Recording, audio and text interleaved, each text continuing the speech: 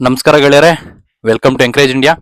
So ನಿಮ್ಗೆಲ್ರಿಗೂ ಗೊತ್ತಿರುವ ಹಾಗೆ ಆಲ್ರೆಡಿ ಶಿವಮೊಗ್ಗ ಡೈರಿಯ ನೋಟಿಫಿಕೇಶನ್ ಆಗಿತ್ತು.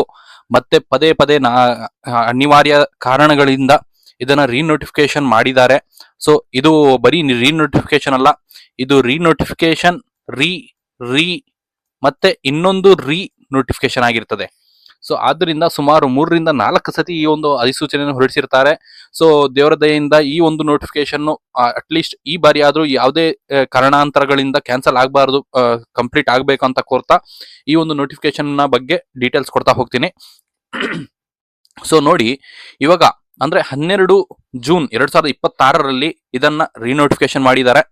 ಸೊ ನಿಮಗೆ ಇನ್ನೊಂದು ಅವಕಾಶ, ಯಾರೆಲ್ಲ ಈ ಒಂದು ನೋಟಿಫಿಕೇಶನ್ ಅಪ್ಲೈ ಮಾಡೋದಿಕ್ಕೆ ಮರ್ತಿದ್ದೀರಿ, ಮತ್ತೆ ಇನ್ನ ಯಾರೆಲ್ಲ ವಿದ್ಯಾರ್ಥಿಗಳು ನಿಮ್ಮ ಡಿಗ್ರಿ ಕಂಪ್ಲೀಟ್ ಮಾಡ್ಕೊಂಡು ಈ ಒಂದು ನೋಟಿಫಿಕೇಶನ್ ಮಿಸ್ ಆಯ್ತು ಅಂತ ಮನಸ್ತಾಪ ಬಿದ್ದಿದ್ದೀರಿ, ಅವ್ರಿಗೆಲ್ರಿಗೂ ಇನ್ನೊಂದು ಸದವಕಾಶ ಕೊಟ್ಟಿದ್ದಾರೆ. ಸೊ ಇದರಲ್ಲಿ ಯಾರೆಲ್ಲ ಈಗಾಗಲೇ ಅಪ್ಲೈ ಮಾಡಿದ್ದೀರಿ ಅವರು ಸಹ ಅಪ್ಲೈ ಮಾಡಬೇಕಾಗಿರ್ತದೆ. ಸೊ ಇದರ ಆಲ್ರೆಡಿ ನೀವು ಅಪ್ಲೈ ಮಾಡಿರುವ ಅಮೌಂಟ್ ಅನ್ನ ಡೆಫಿನೆಟ್ಲಿ ರೀಫಂಡ್ ನೀವು ಯಾವ ಮೋಡಲ್ ಮಾಡಿರ್ತೀರಿ ಅದೇ ಮೋಡಲ್ಲಿ ನಿಮ್ಗೆ ಅದೇ ಅಕೌಂಟ್ಗೆ ಇವರು ರೀಫಂಡ್ ಮಾಡ್ತಾರೆ. ಸೊ ಹೊಸದಾಗಿ ಎಲ್ಲರೂ ಅಪ್ಲೈ ಮಾಡಬೇಕಾಗಿರುತ್ತದೆ. ನಾನು ಆಲ್ರೆಡಿ ಅಪ್ಲೈ ಮಾಡಿದ್ದೀನಿ ಸರ್, ಮತ್ತೆ ಅಪ್ಲೈ ಮಾಡಬೇಕಾ ಅನ್ನೋದೊಂದು ಇದು ಕನ್ಫ್ಯೂಷನ್ ಇರಕ್ ಹೋಗ್ಬೇಡಿ. ಯಾಕೆಂದ್ರೆ ರೋಸ್ಟರ್ ಸಿಸ್ಟಮ್ ಅನ್ನ ಚೇಂಜ್ ಮಾಡಿ ಏನು ಸರ್ಕಾರದ ಆದೇಶ 400 ಬಿಂದುಗಳು ಅಂದ್ರೆ 400 ಪಾಯಿಂಟ್ಸ್ ಏನು SC ಅವರಿಗೆ reservation categories, different categories, category A, B, C ಇತ್ತು, ಅದನ್ನು ಅಳವಡಿಸಿಕೊಂಡು ಇದೊಂದು ರೀನೋಟಿಫಿಕೇಶನ್ ಮಾಡಿದ್ದಾರೆ. ಸೊ ಆದ್ದರಿಂದ ಎಲ್ಲರೂ ಮತ್ತೆ ಇನ್ನೊಮ್ಮೆ ಈ ಒಂದು ಡೈರಿಗೆ ಅಪ್ಲೈ ಮಾಡಬೇಕಾಗಿರುವ ನೆಸೆಸಿಟಿ ಇರ್ತದೆ. ಎಲ್ಲರೂ ಹೊಸದಾಗಿ ಮತ್ತೆ ಅಪ್ಲೈ ಮಾಡಬೇಕು. ಸೊ 12 ಜೂನ್ 2026ರಲ್ಲಿ ಮತ್ತೆ ಅಧಿಸೂಚನೆ ಆಗಿರುತ್ತದೆ. ಸೊ ನಂಬರ್ ಆಫ್ ಪೋಸ್ಟ್ ಅಷ್ಟೇ ಇದೆ, ಇದರಲ್ಲಿ ನಂಬರ್ ಆಫ್ ಪೋಸ್ಟ್ ಅಲ್ಲಿ ಏನೇ ಒಂದು ಚೇಂಜಸ್ ಇರೋದಿಲ್ಲ. ಸೊ ನೀವು ಅಬ್ಸರ್ವ್ ಮಾಡಬಹುದು, ಇಲ್ಲಿ ಒಟ್ಟು 194 ಪೋಸ್ಟ್ಗಳಿಗೆ ಮತ್ತೆ ಅಧಿಸೂಚನೆ ಮಾಡಿದ್ದಾರೆ. ಸೊ ಈ ಒಂದು ಡೈರಿಯಲ್ಲಿ ಯಾವುದೆಲ್ಲ ಡಿಸ್ಟ್ರಿಕ್ಟ್ಸ್ ಅಲ್ಲಿ ಎಕ್ಸ್ಟೆಂಡ್ ಆಗಿರುತ್ತೆ ಅಂದ್ರೆ ಶಿವಮೊಗ್ಗ, ದಾವಣಗೆರೆ, ಚಿತ್ರದುರ್ಗ ಜಿಲ್ಲಾ ಸಹಕಾರ ಹಾಲು ಒಕ್ಕೂಟ ಆಗಿರುತ್ತದೆ. ಈ ಒಂದು ಏರಿಯಾಸ್ ಅಂತಾನೆ ಅಲ್ಲ, ಕರ್ನಾಟಕದಲ್ಲಿರುವ ಯಾವುದೇ ಒಂದು ಅಭ್ಯರ್ಥಿ ಈ ಒಂದು ಪೋಸ್ಟ್ಗೆ ಅಪ್ಲೈ ಮಾಡಬಹುದು. ಮತ್ತೆ ಸರ್ ನಾನು ಶಿವಮೊಗ್ಗ ಬಿಲಾಂಗ್ ಆಗೋದಿಲ್ಲ, ನಾನು ದಾವಣಗೆರೆಗೆ ಬಿಲಾಂಗ್ ಆಗೋದಿಲ್ಲ, ನಾನು ಚಿತ್ರದುರ್ಗಕ್ಕೆ ಬಿಲಾಂಗ್ ಆಗೋದಿಲ್ಲ, ನಾನು ಅಪ್ಲೈ ಮಾಡ್ಬೇಕಂತ ಹೇಳಿದ್ರೆ ಖಂಡಿತ ಅಪ್ಲೈ ಮಾಡಿ. ಯಾವುದೇ ಡಿಸ್ಟಿಕ್ ಅಲ್ಲಿ ಇರಲಿ ಅಪ್ಲೈ ಮಾಡಿ. ಕೋಲಾರ, ಬೆಂಗಳೂರು, ಮೈಸೂರು, ಹಾಸನ, ತುಮಕೂರು ಎಲ್ಲಿದ್ರು ಅಪ್ಲೈ ಮಾಡಿ. ನೀವು ಒನ್ಸ್ ಡೈರಿ ಒಳಗೆ ಹೋದ ಮೇಲೆ ನಿಮ್ಮ ತಾಲೂಕುಗಳು ಡಿಸ್ಟಿಕ್ಗಳಿಗೆ ನೀವು ಮತ್ತೆ ರಿಟರ್ನ್ ಹೋಗಬಹುದು. ಸೊ ಅದ್ರದ್ದು ಒಂದು ಅವಕಾಶಗಳು ಇರ್ತದೆ, ಅದನ್ನ ಮುಂದಿನ ದಿನಗಳಲ್ಲಿ ನಾವು ಡಿಸ್ಕಸ್ ಮಾಡೋಣ. ಈಗ ಸದ್ಯಕ್ಕೆ ಎಂಟೈರ್ ಎಲ್ಲಾ ಕರ್ನಾಟಕದ ಯಾರೆಲ್ಲ ಅರ್ಹ ಅಭ್ಯರ್ಥಿಗಳಿದ್ದೀರಿ ಅವರೆಲ್ಲರೂ ಅಪ್ಲೈ ಮಾಡಿ, ಎಲ್ರಿಗೂ ದೇವ್ರು ಒಳ್ಳೇದ್ ಮಾಡ್ಲಿ. So but you should have to know only 194 ಪೋಸ್ಟ್ಗಳು ಮಾತ್ರ ಇರೋದು. ಸೊ ಇದರ ಅರ್ಜಿ ದಿನಾಂಕ ಇವತ್ತಿನಿಂದ ಸ್ಟಾರ್ಟ್ ಆಗಿರ್ತದೆ. ಅದ್ರ ಬಗ್ಗೆ ಮುಂದಿನ ಈ ಒಂದು ವಿಡಿಯೋದಲ್ಲಿ ಡಿಸ್ಕಸ್ ಮಾಡೋಣ. ಸೊ ಈ ಒಂದು ನೋಟಿಫಿಕೇಶನ್ ಅಬ್ಸರ್ವ್ ಮಾಡಿದಾಗ ಸುಮಾರು ಸಹಾಯಕ ವ್ಯವಸ್ಥಾಪಕರು ಅಂದ್ರೆ assistant manager AH and AI, so ಇದರಲ್ಲಿ 17 ಪೋಸ್ಟ್ಗಳು ವೇಕೆಂಟ್ ಇದಾವೆ. ಇದಕ್ಕೆ ವಿದ್ಯಾರ್ಹತೆ ಬಂದಿದೆ BSc, BVSc ಅಂಡ್ H ಅಂದ್ರೆ ಬ್ಯಾಚುಲರ್ ಆಫ್ ವೆಟರ್ನರಿ ಸೈನ್ಸ್ ಅವರಿಗೆ 17 ಹುದ್ದೆಗಳು ಇದರಲ್ಲಿ ವೇಕೆಂಟ್ ಇದಾವೆ. ಸೊ ಇದರಲ್ಲಿ ಯಾವ ಕ್ಯಾಟಗರಿಗೆ, ಇಲ್ಲಿ ನೋಡಿ ನಿಮ್ಗೆ ಈ ಒಂದು ಏರಿಯಾ ಮೊದಲು ಇದ್ದಿರಲ್ಲ, ಇದನ್ನ ಮತ್ತೆ ಇನ್ಕ್ಲೂಡ್ ಮಾಡಿದ್ದಾರೆ. ಅದಕ್ಕೆ ನಾನು ಹೇಳ್ತಿರೋದು, ನಾನು ಆಲ್ರೆಡಿ ಅಪ್ಲೈ ಮಾಡಿದ್ದೀನಿ ಅಂತ ಸರ್ ಅಂತ ಸುಮ್ಮನೆ ಇದಕ್ಕೆ ಹೋಗ್ಬೇಡಿ. ಮತ್ತೆ you should have to apply again. ಹೊಸದಾಗಿ ನೀವು ಮತ್ತೆ ಅಪ್ಲೈ ಮಾಡಬೇಕು, ಮತ್ತೆ ಹೊಸದಾಗಿ ಫೀಸ್ ಕಟ್ಟಬೇಕು. ನೀವು ಮಲ್ಟಿಪಲ್ ಪೋಸ್ಟ್ಗೆ ಅಪ್ಲೈ ಮಾಡ್ತೀರಾ ಅಂದ್ರೆ ನೀವು ಆ ಒಂದು ಪೋಸ್ಟ್ಗೆ ಒಂದು ಫೀಸ್ ಇರ್ತದೆ. ಸೊ ನೀವು 3-4 ಹುದ್ದೆಗಳಿಗೆ ಅಪ್ಲೈ ಮಾಡ್ತಿದ್ದೀರಾ ಅಂದ್ರೆ 3-4 ರೀತಿಯ ಫೀಸ್ ನೀವು ಕಟ್ಟಬೇಕಾಗಿರ್ತದೆ. By using your same student ID ನ ಯೂಸ್ ಮಾಡ್ಕೊಂಡು ನೀವು 3-4 ಹುದ್ದೆಗಳಿಗೆ ಅಪ್ಲೈ ಮಾಡಬೇಕಾಗಿರ್ತದೆ. ಫಾರ್ ಎಕ್ಸಾಂಪಲ್ ನಿಮ್ಗೆ 500 ರೂಪಾಯಿ ಫೀಸ್ ಇದ್ರೆ 3 ಹುದ್ದೆಗಳಿಗೆ 1500 ರೂಪಾಯಿ ನೀವು ಫೀಸ್ ಕಟ್ಟಬೇಕಾಗಿರ್ತದೆ. This is an example. Okay, so category wise ನೀವು ಅಬ್ಸರ್ವ್ ಮಾಡಬಹುದು. ಸುಮಾರು ವೆಟರ್ನರಿ ಸೈನ್ಸ್ ಅವರಿಗೆ 17 ಪೋಸ್ಟ್ಗಳು ಇದಾವೆ, ವೇಕೆಂಟ್ ಇದಾವೆ for assistant manager. Then again assistant manager ಆಡಳಿತ ಅಂದ್ರೆ ಅಡ್ಮಿನಿಸ್ಟ್ರೇಷನ್, ಇದರಲ್ಲಿ 1 ಹುದ್ದೆ ವೇಕೆಂಟ್ ಇದೆ. ಇದಕ್ಕೆ ಎಲಿಜಿಬಿಲಿಟಿ ಏನಂತ ಹೇಳಿದ್ರೆ ನಿಮಗೆ ಮಾನ್ಯತೆ ಪಡೆದ ವಿಶ್ವವಿದ್ಯಾಲಯದಿಂದ 2 ವರ್ಷಗಳ ಪೂರ್ಣಾವಧಿ MBA ಮಾಡಿರಬೇಕು. MBA ಮಾಡಿರೋರಿಗೆ ಈ ಒಂದು ಅವಕಾಶ ಇರ್ತದೆ ಇನ್ administration as an assistant manager. ಅದಾದ ಮೇಲೆ ಅಸಿಸ್ಟೆಂಟ್ ಮ್ಯಾನೇಜರ್ F&F. ಸೊ ಇದಕ್ಕೆ 3 ಹುದ್ದೆಗಳು ವೇಕೆಂಟ್ ಇದಾವೆ. ಇದರಲ್ಲಿ ಯಾರು ಎಲಿಜಿಬಿಲಿಟಿ ಇದಾರೆ ಅಂತ ಹೇಳಿದ್ರೆ BSc ಅಗ್ರಿಕಲ್ಚರ್ ಅಲ್ಲಿ BSc ಮಾಡಿರುವ ಅಭ್ಯರ್ಥಿಗಳು ಈ ಒಂದು ಪೋಸ್ಟ್ಗೆ ವೇಕೆಂಟ್ ಎಲಿಜಿಬಲ್ ಇರ್ತದೆ. ಸೊ ಇಲ್ಲಿ ನೀವು ಮೀಸಲಾತಿ ವರ್ಗೀಕರಣ ನೋಡಬಹುದು. 2A ಅದರಲ್ಲೂ ರೂರಲ್ ಅವರಿಗೆ 1 ಸೀಟು, ಮತ್ತೆ 3B ಮಹಿಳೆಗೆ 1 ಸೀಟು, ಮತ್ತೆ ಜನರಲ್ ರೂರಲ್ ಯಾರು ಬಿಲಾಂಗ್ ಮಾಡ್ತೀರಾ, ಜನರಲ್ ಕ್ಯಾಟಗರಿಯಲ್ಲಿ ಇದ್ದೀರಾ, ಅವ್ರೆಲ್ಲರೂ ಅಪ್ಲೈ ಮಾಡಿ. ತುಂಬಾ ಅಂದ್ರೆ ತುಂಬಾ ಒಳ್ಳೆ ಪೋಸ್ಟ್. ಮತ್ತೆ ಈ ಒಂದು ವಿಡಿಯೋನ ಮುಂದುವರಿಸುವಕ್ಕನ್ನ ಮುಂಚೆ ನಾನೊಂದು ಸ್ವಲ್ಪ ನಮ್ಮ ಇನ್ಸ್ಟಿಟ್ಯೂಟ್ ನ ಬಗ್ಗೆ ಸ್ವಲ್ಪ ಮಾಹಿತಿ ಕೊಡ್ತೀನಿ. ನಾವು ಆಲ್ರೆಡಿ KMF ನ ಕ್ಲಾಸಸ್ ಮತ್ತೆ ಮೆಟೀರಿಯಲ್, ಟೆಸ್ಟ್ ಸೀರೀಸ್ ಪ್ರತಿಯೊಂದು ಕೊಡ್ತಿದೀವಿ. ಸೊ ಯಾರೆಲ್ಲ ಇಂಟ್ರೆಸ್ಟೆಡ್ ಇದ್ದೀರಿ ಅವರು ದಯವಿಟ್ಟು ನಮ್ಮ ಇನ್ಸ್ಟಿಟ್ಯೂಟ್ ನಂಬರ್ ಕಾಂಟ್ಯಾಕ್ಟ್ ಮಾಡಿ. ಇನ್ಸ್ಟಿಟ್ಯೂಟ್ ನಂಬರ್ ಬಂದಿದೆ 9611621195. ಸೊ ನಿಮ್ಗೆ ಏನೇ ಒಂದು ಸಹಾಯ ಬೇಕಾದಲ್ಲೂ ಯು ಕ್ಯಾನ್ ಕಾಂಟ್ಯಾಕ್ಟ್ ಅಸ್. ಈ ಒಂದು ವಿಡಿಯೋನ ಡಿಸ್ಕ್ರಿಪ್ಷನ್ ಅಲ್ಲಿ ಅಥವಾ ಕಮೆಂಟ್ ಅಲ್ಲಿ ನೀವು ನಿಮ್ಗೆ ಏನಾದ್ರೂ ಡೌಟ್ಸ್ ಇದ್ರೂ ನೀವು ಒಂದು ಕಮೆಂಟ್ ಹಾಕಿ, ನಾವು ಆದಷ್ಟು ಬೇಗ ಅದಕ್ಕೆ ರೆಸ್ಪಾನ್ಸ್ ಮಾಡ್ತೀವಿ. ಸೊ ನಿಮಗೆ ಗೊತ್ತಿದೆ ಆಲ್ರೆಡಿ ಶಿವಮೊಗ್ಗ ಅಂದ್ರೆ ಹೆಲ್ಪ್ ಲೈನ್ ಗೆ ಕಾಂಟ್ಯಾಕ್ಟ್ ಮಾಡಿದ್ರೆ ಸ್ವಲ್ಪ ರೆಸ್ಪಾನ್ಸ್ ಕಡಿಮೆ ಇದೆ ಅಂತ ಸುಮಾರು ಜನ ನಮ್ಗೆ ಹೇಳಿದಿರಿ. ಸೊ ಡೋಂಟ್ ವರಿ, ನಮ್ಮ ಯೂಟ್ಯೂಬ್ ನ ಈ ಒಂದು ವಿಡಿಯೋ ಕಮೆಂಟ್ಸ್ ಅಲ್ಲಿ ನೀವು ನಿಮ್ಮ ಏನೇ ಒಂದು ಡೌಟ್ಸ್ ಇದ್ರೂ ಹಾಕಿ, ನಾವು ಅದನ್ನ ಅತಿ ಶೀಘ್ರದಲ್ಲೇ ಸಾಲ್ವ್ ಮಾಡಕ್ಕೆ ಟ್ರೈ ಮಾಡ್ತೀವಿ. ಸೊ ಇದ್ರ ಜೊತೆಗೆ ನಾವು ಕಂಟಿನ್ಯೂ ಮಾಡೋಣ. ಮತ್ತೆ ಮಾರುಕಟ್ಟೆ ಅಧಿಕಾರಿ ಅಂದ್ರೆ ಮಾರ್ಕೆಟಿಂಗ್ ಆಫೀಸರ್, ಇದರಲ್ಲಿ ನಿಮಗೆ ಸುಮಾರು 2 ಹುದ್ದೆಗಳು ವೇಕೆಂಟ್ ಇದೆ. ಸೊ ಇದಕ್ಕೆ ನೀವು ಏನ್ ಮಾಡಿರ್ಬೇಕಂತ ಹೇಳಿದ್ರೆ BCom ಮಾಡಿರಬೇಕು, BSc ಮತ್ತೆ BBM ಪದವಿ ಮಾಡಿರಬೇಕು, ಮತ್ತೆ 3 years ವರ್ಕ್ ಎಕ್ಸ್ಪೀರಿಯನ್ಸ್ ಇರಬೇಕು. ಸೊ BCom ಮಾಡಿರೋರು, BSc ಮಾಡಿರೋರು, BBM ಮಾಡಿರೋರು ಮಾರ್ಕೆಟಿಂಗ್ ಆಫೀಸರ್ ಅಂದ್ರೆ ತುಂಬಾ ಒಳ್ಳೆ ಪೋಸ್ಟ್ ಇದೆ, ಇದಕ್ಕೆ ನೀವು ಎಲಿಜಿಬಲ್ ಇರ್ತೀರಿ. ಸೊ ಇಲ್ಲಿ ನೋಡಿ, ಜನರಲ್ ಅಲ್ಲಿ ಒಂದು ಪೋಸ್ಟ್ ಇದೆ. ಸೊ ಇದಕ್ಕೆ ಯಾರು ಬೇಕಾದ್ರೂ ಅಪ್ಲೈ ಮಾಡಬಹುದು. ನೆಕ್ಸ್ಟ್ ತಾಂತ್ರಿಕ ಅಧಿಕಾರಿ ಅಭಿಯಂತರ ಅಂದ್ರೆ ಇಂಜಿನಿಯರಿಂಗ್ ಅಲ್ಲಿ ಟೆಕ್ನಿಕಲ್ ಆಫೀಸರ್, ಇದರಲ್ಲಿ 2 ಪೋಸ್ಟ್ಗಳು ವೇಕೆಂಟ್ ಇದಾವೆ. ಒಂದು ಮೆಕ್ಯಾನಿಕಲ್ ಪೋಸ್ಟ್ಗೆ ವೇಕೆಂಟ್ ಇದೆ, ಮತ್ತೆ ಇನ್ನೊಂದು ಎಲೆಕ್ಟ್ರಿಕಲ್ ಅಂಡ್ ಎಲೆಕ್ಟ್ರಾನಿಕ್ಸ್ ಅಲ್ಲಿ ನೀವು ಇಂಜಿನಿಯರಿಂಗ್ ಮಾಡಿರೋರಿಗೆ ಈ ಒಂದು ಪೋಸ್ಟ್ ವೇಕೆಂಟ್ ಇದೆ. ನೆಕ್ಸ್ಟ್ ತಾಂತ್ರಿಕ ಅಧಿಕಾರಿ ಗುಣ ನಿಯಂತ್ರಣ ಅಂತ ಹೇಳಿದ್ರೆ ನಿಮ್ಗೆ ಕ್ವಾಲಿಟಿ ಅಶ್ಯೂರೆನ್ಸ್ ಅಂತ ಹೇಳ್ತಾರೆ. ಇದರಲ್ಲಿ 2 ಹುದ್ದೆಗಳು ವೇಕೆಂಟ್ ಇದಾವೆ. ಸೊ ಇದರಲ್ಲಿ ನಿಮಗೆ ಮತ್ತೆ ಇದರಲ್ಲಿ ಇಂಟರ್ನಲ್ ಡಿವಿಷನ್ ಇದೆ. ಒಂದು ತಾಂತ್ರಿಕ ಅಧಿಕಾರಿ ಗುಣ ನಿಯಂತ್ರಣ, ಇದಕ್ಕೆ ಕೆಮಿಸ್ಟ್ರಿಯಲ್ಲಿ ನೀವು BSc ಮಾಡಿರಬೇಕು. ಇಲ್ಲಿ ನೋಡಿ, ನಿಮ್ಮ MSc ಇನ್ ಕೆಮಿಸ್ಟ್ರಿ ಮಾಡಿರೋರು ಈ ಒಂದು ಹುದ್ದೆಗೆ ನೀವು ಎಲಿಜಿಬಲ್ ಇರ್ತೀರಿ. ಇದು ಜನರಲ್ ಕ್ಯಾಟಗರಿ, ಮಹಿಳೆಗೆ ಒಂದು ಪೋಸ್ಟ್ ಇದೆ.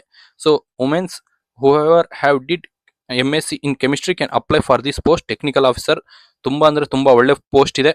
ನೆಕ್ಸ್ಟ್ ತಾಂತ್ರಿಕ ಅಧಿಕಾರಿ ಗುಣ ನಿಯಂತ್ರಣ ಮೈಕ್ರೋಬಯಾಲಜಿ. ಸೊ MSc ಇನ್ ಮೈಕ್ರೋಬಯಾಲಜಿ ಯಾರೆಲ್ಲ ಮಾಡಿದಿರಿ ಅವರು ಈ ಒಂದು ಪೋಸ್ಟ್ಗೆ ಎಲಿಜಿಬಲ್ ಇರ್ತೀರಿ. ಸೊ ನೆಗ್ಲೆಕ್ಟ್ ಮಾಡಕ್ ಹೋಗ್ಬೇಡಿ, ತುಂಬಾ ಒಳ್ಳೆ ಪೋಸ್ಟ್ಗಳು. ಇದೆಲ್ಲ ಗ್ರೂಪ್ B ಪೋಸ್ಟ್ಗಳಾಗಿರ್ತದೆ. ಅಸಿಸ್ಟೆಂಟ್ ಮ್ಯಾನೇಜರ್ ಇವೆಲ್ಲ ಗ್ರೂಪ್ A ಪೋಸ್ಟ್ಗಳಾಗಿರ್ತದೆ.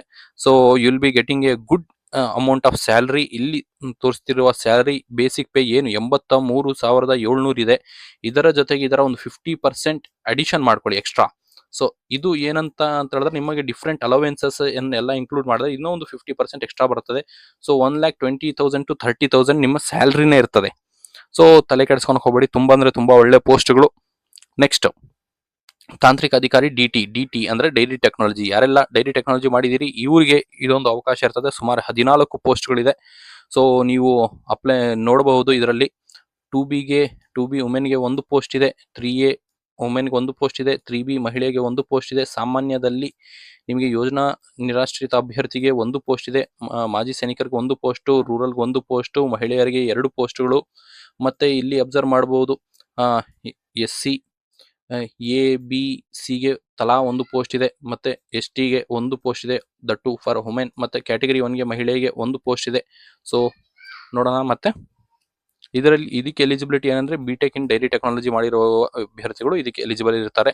ಮತ್ತೆ ಕೆಮಿಸ್ಟ್ ದರ್ಜೆ 1 ಅಂದ್ರೆ ಗ್ರೇಡ್ 1 4 ಪೋಸ್ಟ್ಗಳಿದೆ. ಸೊ ಇದರಲ್ಲಿ ಕೆಮಿಸ್ಟ್ರಿ ಮಾಡಿರೋರು, BSc ಇನ್ ಕೆಮಿಸ್ಟ್ರಿ ಮಾಡಿರೋರು, ನೀವು ಆಲ್ರೆಡಿ ನೋಡಿದ್ವಿ ನಾವು MSc ಇನ್ ಕೆಮಿಸ್ಟ್ರಿ ಮಾಡಿರೋರಿಗೆ ಪೋಸ್ಟ್ಗಳು ವೇಕೆಂಟ್ ಇದೆ, ಅದು ಟೆಕ್ನಿಕಲ್ ಆಫೀಸರ್ ಪೋಸ್ಟ್. ಮತ್ತೆ ನಿಮಗೆ MSc ಇನ್ ಮೈಕ್ರೋಬಯಾಲಜಿ ಮಾಡಿರೋರಿಗೂ ವೇಕೆಂಟ್ ಪೋಸ್ಟ್ ಇದೆ. ಸೊ ಅದು ಟೆಕ್ನಿಕಲ್ ಆಫೀಸರ್ ಪೋಸ್ಟ್. ಬಟ್ ಇಲ್ಲಿ ಅದು ಅವರ ಕೆಳಗೆ ಬರುವ ಪೋಸ್ಟ್ ಇದು. ಸೊ ಇದು ಬೇಸ್ಡ್ ಆನ್ ಡಿಗ್ರಿ ಇದೆ. ಸೊ BSc ಇನ್ ಕೆಮಿಸ್ಟ್ರಿ ಮಾಡಿರೋರಿಗೆ 2 ಹುದ್ದೆಗಳು ವೇಕೆಂಟ್ ಇದಾವೆ, ಮತ್ತೆ BSc ಇನ್ ಮೈಕ್ರೋಬಯಾಲಜಿ ಮಾಡಿರೋರಿಗೆ 2 ಹುದ್ದೆಗಳು ವೇಕೆಂಟ್ ಇದಾವೆ. ನೆಕ್ಸ್ಟ್ ವಿಸ್ತರಣಾಧಿಕಾರಿ ದರ್ಜೆ 3 ಅಂದ್ರೆ ಎಕ್ಸ್ಟೆನ್ಷನ್ ಆಫೀಸರ್ ಗ್ರೇಡ್ 3. ಇದರಲ್ಲಿ ಸುಮಾರು 17 ಪೋಸ್ಟ್ಗಳು ವೇಕೆಂಟ್ ಇದಾವೆ.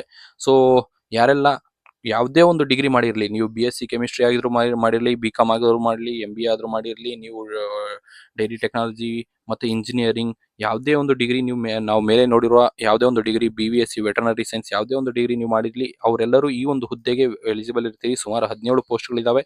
ಸೊ ಯಾರೆಲ್ಲ ನೀವು ಯಾವುದೇ ಒಂದು ಪೋಸ್ಟ್ಗೆ ಎಲಿಜಿಬಲ್ ಇದ್ರೂ ಇನ್ನಿತರ ಯಾವುದೇ ಅದರ್ ಪೋಸ್ಟ್ಗೆ ನೀವು ಎಲಿಜಿಬಲ್ ಇರ್ತೀರಿ ಅದಕ್ಕೂ ಸಹ ಅಪ್ಲೈ ಮಾಡಿ. ಬಿಕಾಸ್ ನೀವು ನಿಮ್ಮ ಪ್ರಿಪರೇಷನು ಒಂದೇ ಬಾರಿ ಮಾಡ್ತೀರಿ, ಎಕ್ಸಾಮ್ ಸಹ ಒಂದೇ ಇರ್ತದೆ, but based on your marks ನೀವು ಡಿಫ್ರೆಂಟ್ ಪೋಸ್ಟ್ಗಳಿಗೆ ಎಲಿಜಿಬಲ್ ಕಾಣ್ಕೊಂತೀರಿ. ಮತ್ತೆ ನಿಮ್ಮ ಮಾರ್ಕ್ಸಿನ ಮೇಲೆ ನಿಮ್ಮ ಯಾವ ಪೋಸ್ಟ್ ನಿಮ್ಗೆ ಸಿಗ್ತದೆ ಅನ್ನೋದು ಡಿಸೈಡ್ ಆಗ್ತದೆ. ಸೊ ಆದ್ದರಿಂದ ಬೇರೆ ಬೇರೆ ಎಕ್ಸಾಮು, ಇವಾಗ ಎಕ್ಸ್ಟೆನ್ಷನ್ ಆಫೀಸರ್ ಬೇರೆ ಎಕ್ಸಾಮು, ಮತ್ತೆ ಅಸಿಸ್ಟೆಂಟ್ ಮ್ಯಾನೇಜರ್ ಬೇರೆ ಎಕ್ಸಾಮು, ಟೆಕ್ನಿಕಲ್ ಆಫೀಸರ್ ಬೇರೆ ಎಕ್ಸಾಮ್ ಅಂತಿರೋದಿಲ್ಲ, ಎಲ್ರಿಗೂ ಒಂದೇ ಎಕ್ಸಾಮ್ ಇರ್ತದೆ. ಸೊ ಆದ್ದರಿಂದ ಯಾವ್ದೆಲ್ಲ ಪೋಸ್ಟ್ಗಳಿಗೆ ನೀವು ಎಲಿಜಿಬಲ್ ಇರ್ತೀರಿ ಆ ಎಲ್ಲ ಪೋಸ್ಟ್ಗಳಿಗೆ ನೀವು ಅಪ್ಲೈ ಮಾಡಿ. ಸೊ ಇಲ್ಲಿ ನೋಡಿ, ಇದು ಯಾವುದೇ ಒಂದು ಪದವಿ ಹೊಂದಿರುವುದರಿಂದ ಎಲ್ಲರೂ ಅಪ್ಲೈ ಮಾಡಿ ಈ ಒಂದು ಪೋಸ್ಟ್ಗೆ. ನೆಕ್ಸ್ಟ್, ಆಡಳಿತ ಸಹಾಯಕ ದರ್ಜೆ 2 ಅಂದ್ರೆ ಅಡ್ಮಿನ್ ಅಸಿಸ್ಟೆಂಟ್ ಗ್ರೇಡ್ 2. ಇದರಲ್ಲಿ ಸುಮಾರು 17 ಪೋಸ್ಟ್ಗಳಿದೆ. ಇದಕ್ಕೂ ಸಹ ಯಾವುದೇ ಒಂದು ಪದವಿ ಮಾಡಿದ್ರೆ ಸಾಕು, same condition as extension officer, ಎಲ್ಲರೂ ಅಪ್ಲೈ ಮಾಡಿ. ಮತ್ತೆ ಲೆಕ್ಕ ಸಹಾಯಕ ದರ್ಜೆ 2, ಸೊ ಇದು ಅಕೌಂಟ್ ಅಸಿಸ್ಟೆಂಟ್ ಗ್ರೇಡ್ 2, ಸುಮಾರು 12 ಪೋಸ್ಟ್ಗಳಿದಾವೆ. ಸೊ ಇದರಲ್ಲಿ BCom ಪದವೀಧರರು ಮಾತ್ರ ಎಲಿಜಿಬಲ್ ಆಗ್ತೀರಿ ಈ ಒಂದು ಪೋಸ್ಟ್ಗೆ.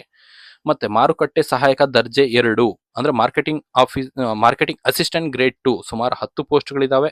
ಸೊ ಯಾರೆಲ್ಲ ಎಲಿಜಿಬಲ್ ಇದ್ದೀರಿ ಅಂತ ಹೇಳಿದ್ರೆ BBM, BSc, BCom ಮಾಡಿರೋರು ಎಲಿಜಿಬಲ್ ಇರ್ತೀರಿ. ಮತ್ತೆ ಕೆಮಿಸ್ಟ್ ಗ್ರೇಡ್ 2, ಇದರಲ್ಲಿ ಸುಮಾರು 20 ಪೋಸ್ಟ್ಗಳು ವೇಕೆಂಟ್ ಇದಾವೆ.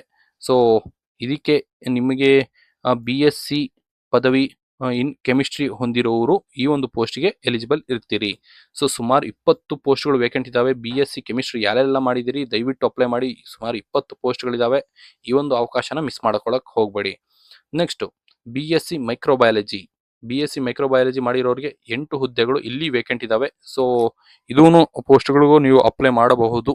ಸೊ ಮೇಲೆ ನೀವು ನೋಡಿದ್ವಿ ಆಲ್ರೆಡಿ ನಿಮಗೆ ಕೆಮಿಸ್ಟ್ ಗ್ರೇಡ್ 1 ಟೆಕ್ನಿಕಲ್ ಆಫೀಸರ್ ಇದೆ, ಮತ್ತೆ ಕೆಮಿಸ್ಟ್ ಗ್ರೇಡ್ 1 ಇದೆ, ಮತ್ತೆ ಗ್ರೇಡ್ 2 ಸಹ ಇದೆ.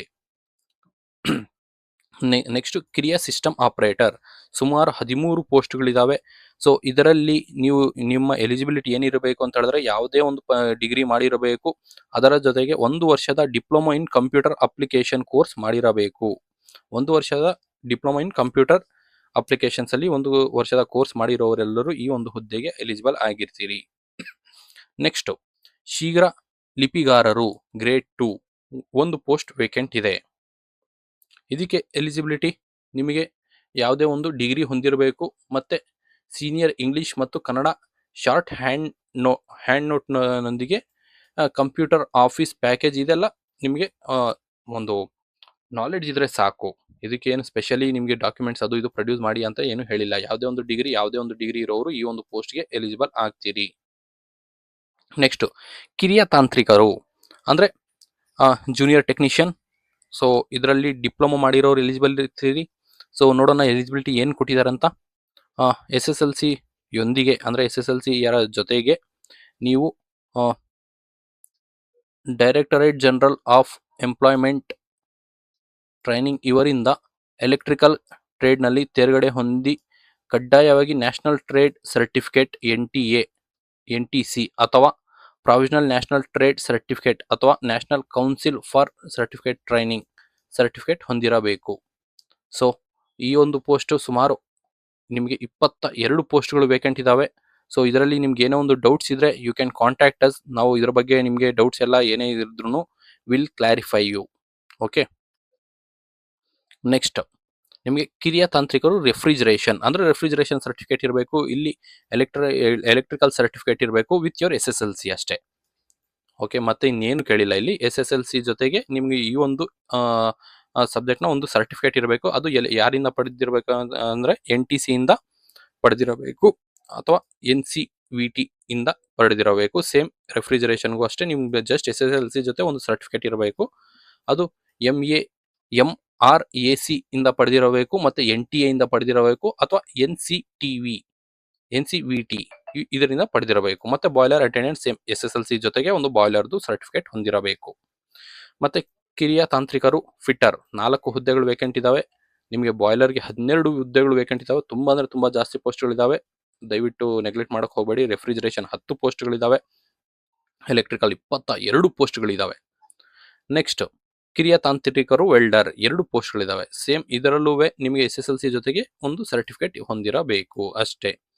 ಸೊ ಇಷ್ಟೆಲ್ಲ ಹುದ್ದೆಗಳು ನಿಮಗೆ ಇದಾವೆ. ಸೊ ಎಲ್ಲರೂ ದಯವಿಟ್ಟು ಅಪ್ಲೈ ಮಾಡಿ. ಇಲ್ಲಿ ನೋಡಿ, ಪರಿಶಿಷ್ಟ ಜಾತಿ ಅಂದರೆ SC, A, B, C ಮತ್ತು ST ಕ್ಯಾಟಗರಿ 1 ಮತ್ತು PH ಕ್ಯಾಂಡಿಡೇಟ್ಸ್ಗೆ ಫೀಸ್ 500 ರೂಪಾಯಿ ಇದೆ. ಮತ್ತು ಇನ್ನು ಉಳಿದ ಎಲ್ಲ ಅಭ್ಯರ್ಥಿಗಳು 1000 ರೂಪಾಯಿ ಫೀಸ್ ಪೇ ಮಾಡಿಬಿಟ್ಟು ಅಪ್ಲೈ ಮಾಡಬೇಕಾಗಿರುತ್ತದೆ. ಸೊ ನೆಕ್ಸ್ಟು ಏನೇನಿದೆ ಇಂಪಾರ್ಟೆಂಟ್ ಇನ್ಫಾರ್ಮೇಷನ್ ಅಂತ ಹೇಳಿದ್ರೆ, ನಿಮಗೆ ಅರ್ಜಿ ಯಾವಾಗಿಂದ ನಿಮಗೆ ಸ್ಟಾರ್ಟ್ ಆಗ್ತದೆ ಅಂತ ಹೇಳಿದ್ರೆ, ಅಪ್ಲೈ ಮಾಡೋದಕ್ಕೆ ಇವತ್ತಿನಿಂದ 14 ಜೂನ್ನಿಂದ ನಿಮಗೆ ಅಪ್ಲಿಕೇಶನ್ ಸ್ಟಾರ್ಟ್ ಆಗಿಬಿಡ್ತದೆ. ಸುಮಾರು 1 ತಿಂಗಳ ಕಾಲಾವಕಾಶ ಕೊಟ್ಟಿದ್ದಾರೆ. ಲಾಸ್ಟ್ ಮೂಮೆಂಟ್ಗೋಸ್ಕರ ವೆಯ್ಟ್ ಮಾಡೋಕೆ ಹೋಗಬೇಡಿ, ಇವಾಗಲಿಂದಾನೇ ಅಪ್ಲೈ ಮಾಡಿ. ಸೊ ನಿಮಗೆ ಸರ್ವರ್ ಎರರು ಅದು ಇದು ಪ್ರಾಬ್ಲಮ್ಸ್ ಬರೋದಿಲ್ಲ. ಆದ್ರಿಂದ ದಯವಿಟ್ಟು ಎಲ್ಲ ಡಾಕ್ಯುಮೆಂಟ್ಸನ್ನು ಕ್ಲೀನಾಗಿ ರೆಡಿ ಮಾಡ್ಕೊಂಡು ಸ್ವಲ್ಪ ತಾಳ್ಮೆಯಿಂದ ಅಪ್ಲೈ ಮಾಡಿ. ಸೊ ಹೆಲ್ಪ್ಲೈನ್ ನಂಬರ್ ಕೊಟ್ಟಿದ್ದಾರೆ 9535165947. ನಿಮ್ಗೆ ಏನಾದರೂ ತೊಂದರೆ ಇದ್ದರೆ ನಮ್ಮ ಡಿಸ್ಕ್ರಿಪ್ಷನಲ್ಲಿ ನಮ್ಮ ಇನ್ಸ್ಟಿಟ್ಯೂಟ್ನ ಡೀಟೇಲ್ಸ್ ಎಲ್ಲ ಹಾಕಿರ್ತೀವಿ. ಮತ್ತು ಇದ್ರ ಜೊತೆಗೆ ಯಾರಾದರೂ ನಮ್ಮ ಕೋರ್ಸ್ KMFನ ಎಕ್ಸ್ಕ್ಲೂಸಿವ್ ಕೋರ್ಸಿಗೆ ಜಾಯ್ನ್ ಆಗಬೇಕಂದ್ರೂ ನೀವು ಜಾಯ್ನ್ ಆಗಬಹುದು. Okay okay guys, thank you. So ಇಲ್ಲಿ ನೋಡಿ, ಮತ್ತೆ ನಿಮಗೆ ಏಜ್ ರಿಲ್ಯಾಕ್ಸೇಷನ್ ಸಹ ಕೊಟ್ಟಿದ್ದಾರೆ. ಸೊ ನಿಮಗೆ ಮಿನಿಮಮ್ ಅಂತೂ 18 ವರ್ಷ ಆಗಿರಬೇಕು ನೀವು ಯಾವುದೇ ಒಂದು ಕ್ಯಾಟಗರಿಗೆ ಬಿಲಾಂಗ್ ಆಗಿರಲಿ. ಮತ್ತು ನಿಮಗೆ SC